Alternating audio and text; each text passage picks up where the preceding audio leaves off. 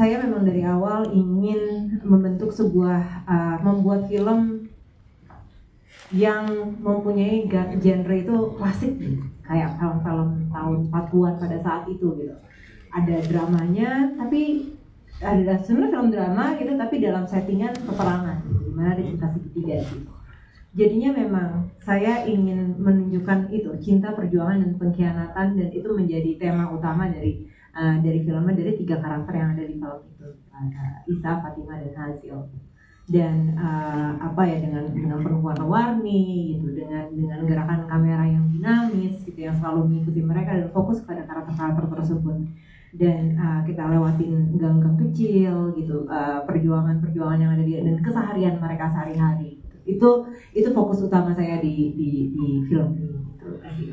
Ya, meskipun ada dalam tembak-tembakan juga ya.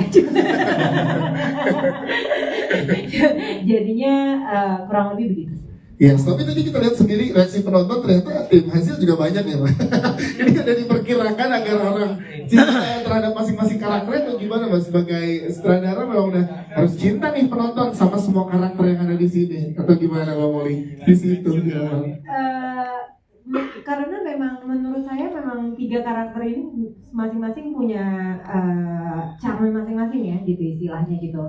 Bahkan kalau kita bilang maksudnya Hazil gitu ya, yang tetap kalau saya sendiri juga istilahnya menurut saya itu karakter yang sangat menarik memang. Dia dan sangat relatable ya, sangat bisa dan sangat zaman sekarang juga gitu sebenarnya, itu seseorang yang menggebu-gebu gitu istilahnya, dan passionate gitu, dan kayaknya meskipun di dalamnya juga ada kompleksitas gitu. Jadi gitulah. Jadi ya, wajar kalau teman-teman penonton tuh akhirnya punya konektivitas terhadap jajaran cast yang ada di sini ya. Dan kita pengen tahu juga dari tim produksi yang juga jajaran nama-nama besarnya luar biasa, Mbak Molly. Pendekatannya seperti apa saat mengajak teman-teman untuk di tim produksi yang juga sekaliber nggak cuma Indonesia tapi juga internasional, Mbak Molly? Karena memang prosesnya lama ya film ini, dalam kita membentuk tim juga dengan kita bersiap untuk syuting gitu. Jadi memang prosesnya kita perlahan-lahan gitu. Maksud saya kita kan kalau bekerja di film jodoh-jodohan gitu istilahnya ya.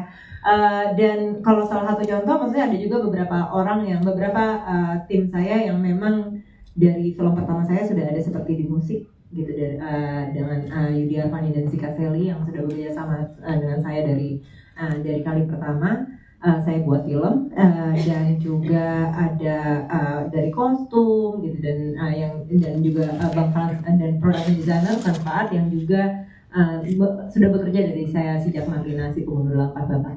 Dan sekali pertama ini saya baru di film ini di Perang Kota, saya juga baru pertama kali nih kerja sama Bang Roy Lolang, sinematografer senior. Ini kolaborasi yang luar biasa. Ini kolaborasi pertama kami. Siap, tepuk tangan dong untuk Bang Molly sendiri. Thank you. Tadi kita ngobrol lagi dengan Bang Molly dari pertanyaan teman-teman media. Pas banget tadi udah di-mention, berarti kita langsung ke Bang Roy Lolang sebagai penata sinematografi yang kita pengen tahu penggunaan pilihan rasio aspek 4:3 tadi yang teman-teman juga saksikan, dan ini kita pengen tahu tantangannya serta manfaatnya menjadi suatu yang sejalan dengan estetika lanskap kota. Bagaimana dengan visi yang diberikan oleh Bang Molly Mokroy? Silakan. Oke, makasih. Pemilihan format 4:3 itu kalau dalam sebuah struktur produksi sinematografi itu kan artinya bagaimana kita bisa menghasilkan imaji yang menjadi sangat otentik itu. Dengan format 4:3 ini rasanya memang kita lebih intim, lebih dekat, dan kita harus bisa juga mengambil sinematografi atau kamera harus bisa mengambil satu sisi point of view dari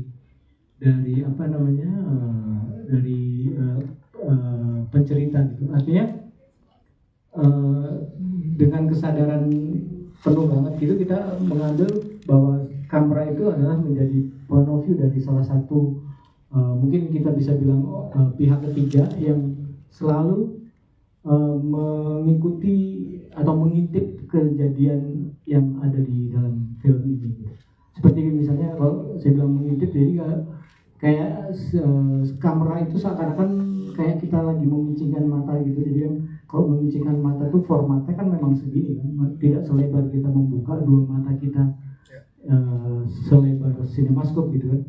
Jadi memicingkan mata artinya kita lebih konsen dan lebih dekat dengan apa yang ada di dalam film ini. Yes, itu ya. Terima kasih Bang Roland penjelasannya.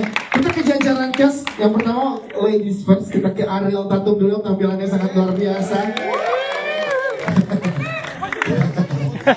Yang diperbutkan. Yes, itu dia. Karena ternyata di sini yang berjuang tidak hanya Guru Isa dan juga Hasil, tapi menurut saya sebagai penonton yang berjuang sangat luar biasa adalah Fatima di sini. Yes, ini gimana saat mendapatkan peran ini dan memaknai perjuangan ini Ariel Tatum untuk karakter Fatima? Silakan. Sebenarnya kaget tiba-tiba. Selamat sore teman-teman. Sore.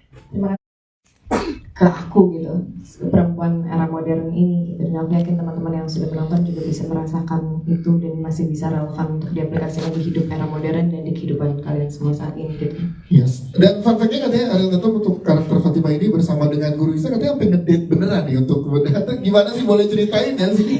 Coba diluruskan ini ya. Fatima dan Guru Isa. Ngedate Fatima dan Guru Isa.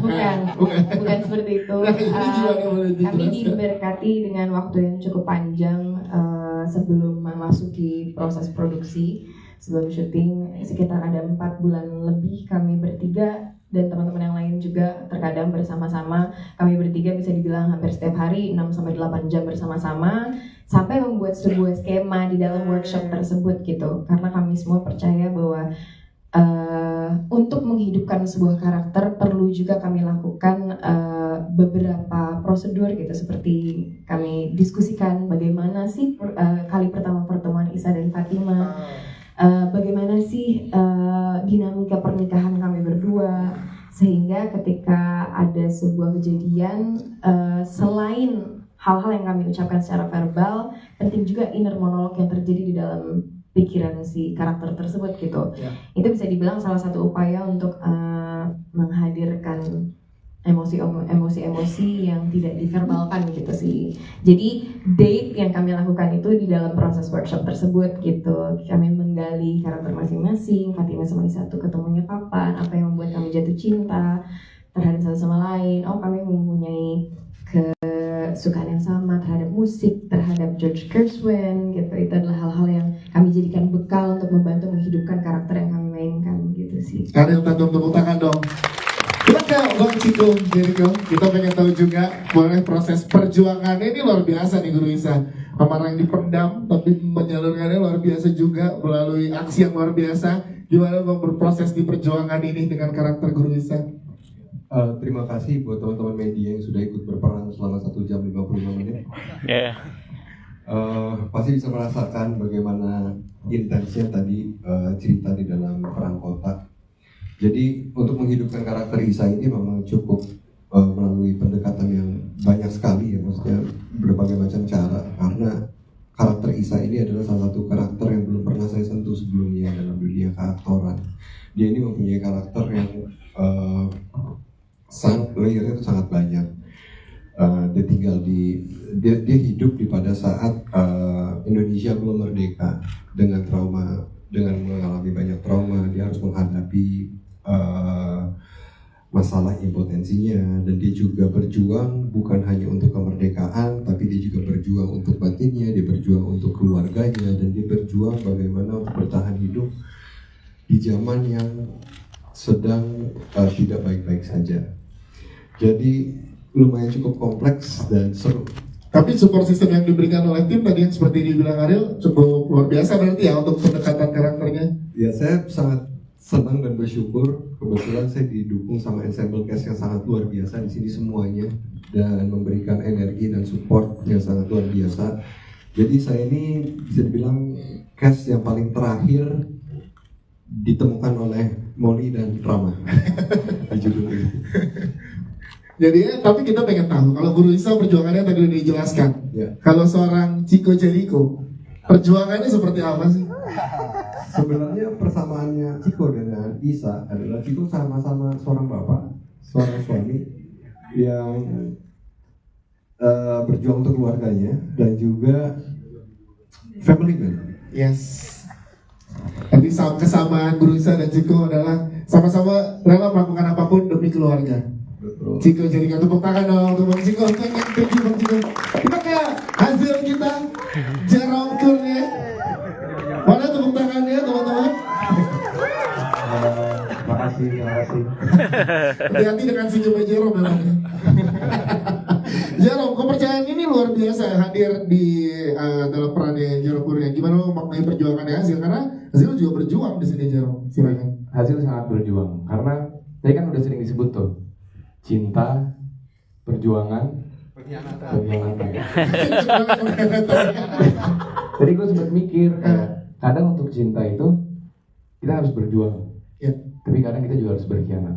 Iya kan? Tapi tergantung dulu nih kita cintanya sama apa. Kalau dari Hasil itu dia sangat mencintai Indonesia. Datang dari keluarga yang orang tuanya atau keluarga yang lebih pro Belanda, dia tuh rebel. Dia justru ingin Indonesia ini hidup. Dia justru ingin Indonesia ini merdeka. Cinta dia tuh ke arah sana. Itu target utamanya dia. Tapi along the way berjalan kita nggak tahu ada yang terjadi kiri kanan. Kadang dia harus berkhianat, kadang dia harus mencintai sesuatu yang lain gitu demi mendapat tujuannya dia itu sih. Karena Hasil manusia penuh cinta. Hasil tuh manusia penuh cinta.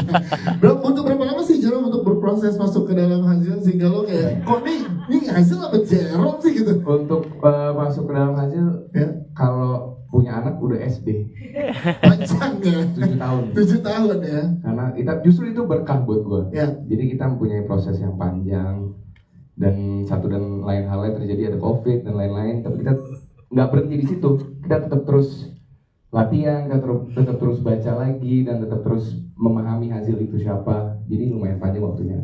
Yes, dan katanya nih buat teman-teman media di sini, Jerome akan menyapa dengan bahasa Belanda sedikit ke teman-teman.